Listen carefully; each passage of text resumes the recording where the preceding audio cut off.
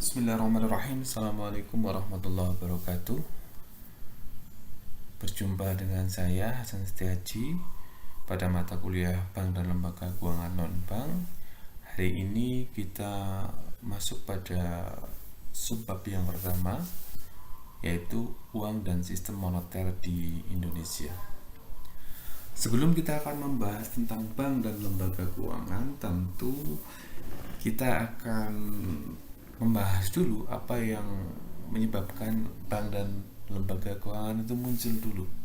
Bahwa bank dan lembaga keuangan itu muncul tentunya adalah disebabkan karena adanya uang, fungsi uang, adanya transaksi uang, sehingga bank dan lembaga keuangan non-bank itu memiliki fungsi untuk pengaturan,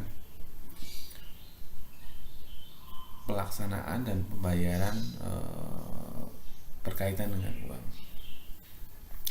Uang secara umum bisa kita artikan sebagai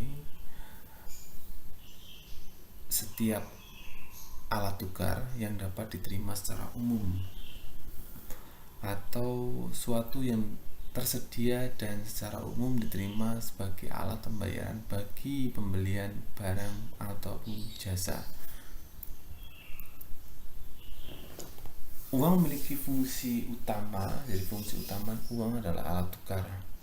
Sedangkan fungsi turunan dari uang itu adalah penyimpan kekayaan, pemindah kekayaan, dan sebagai standar atau satuan hitung. Fungsi-fungsi ini yang nanti akan dilakukan oleh perbankan dan lembaga keuangan non-bank. Jenis uang secara umum ada dua, yaitu uang kartal, yaitu uang yang secara umum beredar sehari-hari, yang sah dan diterima oleh masyarakat untuk transaksi.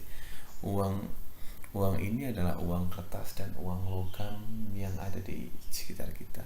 Yang kedua adalah giral, uang giral. Uang giral adalah uang yang dalam bentuk rekening, saldo rekening bank kepemilikan nasabah yang digunakan untuk transaksi. Umumnya kita bisa menggunakan cek dan lain sebagainya. Oke. Faktor-faktor yang akan mempengaruhi jumlah uang. Nah, jumlah uang di masyarakat. Jumlah uang di masyarakat tentu akan dipengaruhi oleh banyak faktor. Yang pertama adalah tingkat pendapatan masyarakat. Semakin tinggi tingkat pendapatan masyarakat, maka semakin besar uang yang ada di masyarakat. Selanjutnya tingkat suku bunga, ini berkaitan dengan orang mau menabung atau mau meminjam. Selanjutnya sistem pembayaran, kemudahan sistem pembayaran, harga barang, dan jenis kekayaan yang dimiliki oleh masyarakat. Nah, jumlah uang yang beredar di masyarakat itu akan mempengaruhi perekonomian yang ada di satu negara. Untuk itu perlu ada kebijakan atau sistem yang mengatur banyaknya jumlah uang yang ada di masyarakat. Itu yang sering kita sebut sebagai kebijakan moneter. Uang yang beredar di masyarakat secara moneter kita bisa membagikan menjadi dua. Yang pertama adalah uang yang diartikan secara sempit, yaitu M1. M1 itu meliputi uang kartal dan uang giral.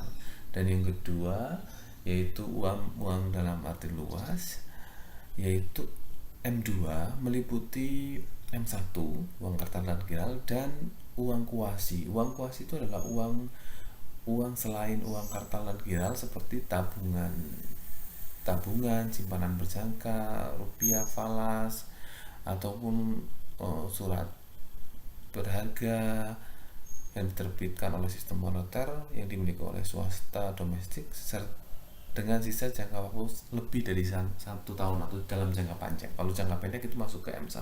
Nah, untuk bisa diketahui bahwa M1 yang ada di masyarakat itu jumlahnya jauh lebih sedikit, dan M2 yang ada di masyarakat itu dalam masyarakat itu jumlahnya sangat banyak. Sehingga kalau kita bicara pengaturan peredaran uang yang ada di masyarakat, maka kita bicara tentang tidak hanya bicara tentang uang kertas dan uang logam yang ada di masyarakat, tapi juga berkaitan dengan simpanan berjangka, surat berharga baik dalam jangka panjang maupun khususnya lebih dari 1 tahun. Jadi itu yang perlu kita perhatikan. Nah, sistem moneter bisa kita artikan sebagai serangkaian peraturan undang-undang yang berhubungan dengan pengaturan dan pengendalian uang yang ada di beredar dalam suatu negara.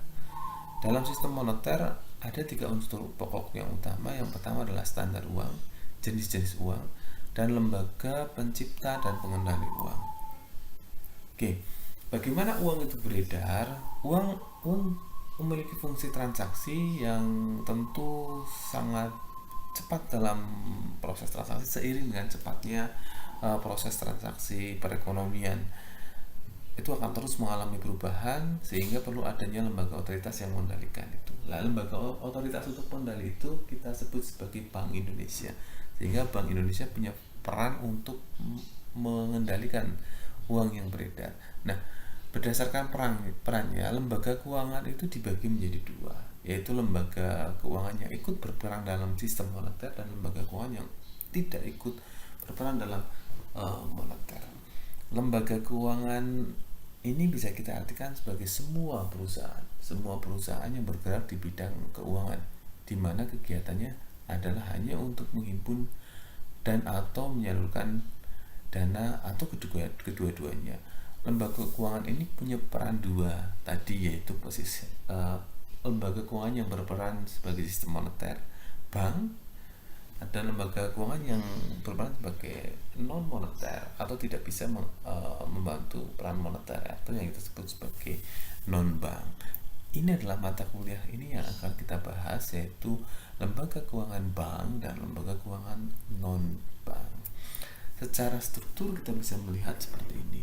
Dalam satu semester kita akan membahas lembaga keuangan bank maupun non bank, di mana bank itu berperan sebagai sistem moneter dan non bank berperan sebagai non sistem moneter.